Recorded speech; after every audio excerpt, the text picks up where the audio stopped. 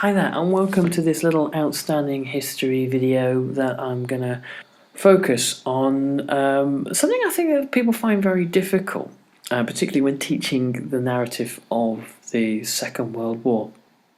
And that's the idea of victimhood, of conflicted notions of victimhood, and particularly that of German victimhood. So we know, don't we, that at the end of the Second World War there were particular victim groups that are now emblazoned in the consciousness of the world, primarily Europe's Jews, 6 million of whom who were murdered in the Holocaust. And then if you look at other countries, Poland accounts for about 6 million deaths. The Soviet Union, figures differ, but could be as high as 27 million. The Chinese suffer anywhere between about 15 to 20 million war dead.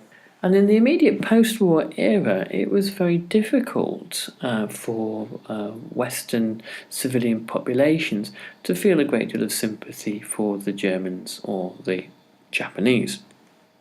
Interestingly, in the case of Japan, there are all sorts of accounts of Allied soldiers in Japanese prisoner of war camps in Japan who were freed after the dropping of the atomic bomb, who feel quite sympathetic towards the Japanese people, and actually bear surprisingly lack of animosity and are shocked by the dropping of the atomic bomb. There are those obviously who are happy to take their vengeance on the Japanese as well.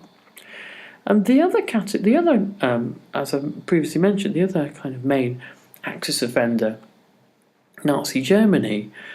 Many people in Germany after the end of the Second World War and throughout the late 1940s and early 1950s viewed the German people as being one of the great victims of the war. And we ask ourselves, how could they possibly have thought that? And it's almost the wrong question, because what we are doing is making a kind of a thinking error. We are looking at it from our perspective and wondering why they, looking at it from their perspectives, think the things they do. And the answer is because they do. And our problem really is to stop thinking about things from our own perspectives and to step into their shoes. And when we do, a different picture emerges. So if you look at the events of the war, in 1939, when Hitler declared war on Poland, he was expecting to have rapturous applause and cheering from the crowds, and he doesn't get it. He drives from the Reich Chancellery down the Wilhelmstrasse to the Quell Opera House on the 1st of September 1939, and there's no one on the streets. Instead of cheering, there's nervousness, there's fear, there's worry, there's anxiety. And why? Because in the previous war, over 2 million German soldiers had died, and possibly up to 1 million civilians from starvation and hunger caused by the naval blockade. And if this wasn't enough, there is a revolution at the end of the war and years of political unrest and hyperinflation. And whilst Adolf Hitler appeared to many Germans to be restoring the order that Germany had lost, part of his popularity as he was dismantling the Treaty of Versailles was based around the fact that he was doing it without actually going to war. So being able to restore German pride and kind of get one over on the British and the French, if you can do that without having a war, then this is a good thing. So German people weren't particularly cheering for war in 1939. It's only in 1940 when finally he defeats France in 2 months, whereas it had taken the Kaiser 4 years to try to do it and fail. This is when Hitler does receive rapturous applause, and he returns from Paris in the summer of 1940, and he comes back to the Anhalter station in Berlin and is cheered through the streets. And a lot of that isn't delight at Hitler's warmongering talents, it's relief. It is, you've pulled it off. We didn't think you could, but you have pulled it off. Fair play. Because many Germans believed that the war was over at that point. They didn't think that they were going to get a world war, and even the anti-Semites among them, at that point, there is no evidence that they had conceived of the Holocaust and the final solution. Throughout the war, as the final solution develops, it becomes progressively more and more an open secret.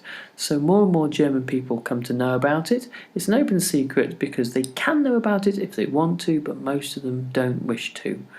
It is. One won't get in trouble for knowing about these things, but it is a deeply unsettling and unpleasant thing to know about. Even there are accounts, even of people with anti-Semitic views who say, well, I don't particularly like the Jews, but is there not a different way we could do this? Is it strictly necessary to kill them all? There are also interesting accounts, many of them, of Jewish people being shown sympathy when they've been forced to wear the Judenstern, the yellow star. So German morality during the war. Now, I want to talk about this in a different video, really, because it's a slightly different topic. But German moralities during the war are very, very complicated. And if you want to read more on this, get Richard J. Evans' The Third Reich at War, and his chapter, German Moralities, talk about the sort of the social history of the home front and the kind of the complexities of it. When you get to 1943, you have cities such as Cologne and Hamburg being virtually razed to the ground by the RAF and the US Air Force. The loss of the Sixth Army at Stalingrad, the loss of 200,000 men in Tunisia, and the war going progressively wrong.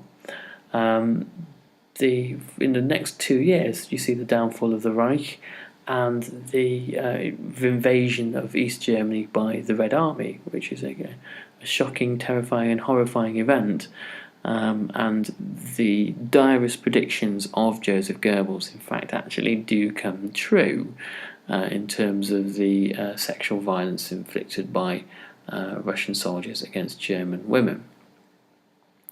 In addition to that, from 1943 through to about 1951, 15 million Germans are expelled from Eastern Europe. Many who had lived there for decades, if not centuries, others who were new settlers encouraged to go to the new territories conquered by Hitler. And this movement of people, which was sanctioned at the Yalta Conference and was far from being civilized and orderly, as it was referred to as, and sees about the death of about 500,000 German people. Many crammed into cattle wagons, and others actually killed by their neighbours in a similar way that the Jews would have been in places like the Baltic states. There's a very interesting history of Jews in the Baltic states. I say interesting, Jews in the Baltic states not really being killed by German soldiers simply overseeing the process by where the locals are emboldened to attack and kill their Jewish neighbours when the Nazis conquer. So there are reasons why Germans, a large number of Germans in the post-war era, came to view the war as a German tragedy. And this has, the historical significance of this is that it has an impact on how the Holocaust is remembered and what people do with the commemoration of the Holocaust. There are people who, in Germany, who say, well, okay, so what happened to the Jews was nasty, but, what about us? What about us? Let's forget about the Jews. We need to make sure that our suffering is heard. And when you look at the rest of Europe, all these competing narratives of hardship. I mean, if you look at Britain that emerges from the war, in terms of population death, relatively lightly affected. Still, the dominant aspect of Britain's war and remembrance is really the year of 1940, with the evacuation from Dunkirk, the Battle of Britain, and then the Blitz. And these things become national myths, and there's very little room in the post-war period. Certainly there's no room for worrying about the plight of the Germans, even though Britain dealt out in aerial bombing to Germany vastly greater destruction than vice versa. But also there's no room for really thinking too much about the Jews either. Not least because there was no small amount of latent anti-Semitism in post-war Britain, but also because it interferes with this nice, well-structured narrative. Anyway, more on this later, but I hope you found that useful and maybe a good way to build some lesson ideas around that. All the best, thanks, bye.